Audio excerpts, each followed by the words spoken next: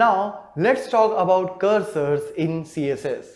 Basically, cursor is nothing but a mouse pointer which you move while scrolling to a particular web page.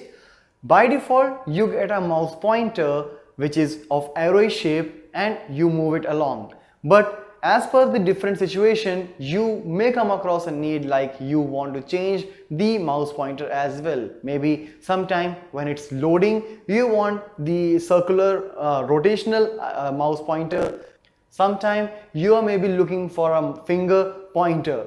So we are going to discuss about the different mouse pointers which are available here, and we can use that in the CSS. So let's start the practical now.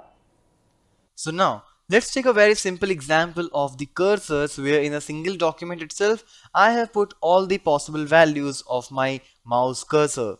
So first one is the auto, means the default one, like your mouse pointer. Now after that you have the plus symbol mouse pointer, that is the crosshair, the default one, pointer. If you want to move the window, that is the different icon, different cursor at that particular time. E-resize and E-resize means east side, northeast, northwest, depends on the side. If you are resizing a window from any of the side, so that means this is going to be the resize cursor. After that, the text, the cursor which you are seeing right now is the text, weight, which will keep on rotating, depends on the different browser, and help, where it will carry a question mark with itself. So let's come to the browser and refresh.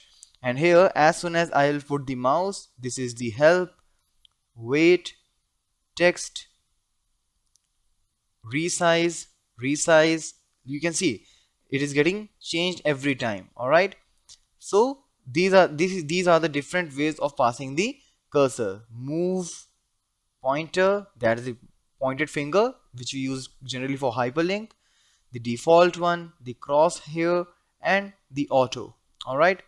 So these are the different options which you can see while working with cursor, and using any particular option you can put it anytime on your DOM as per the requirement.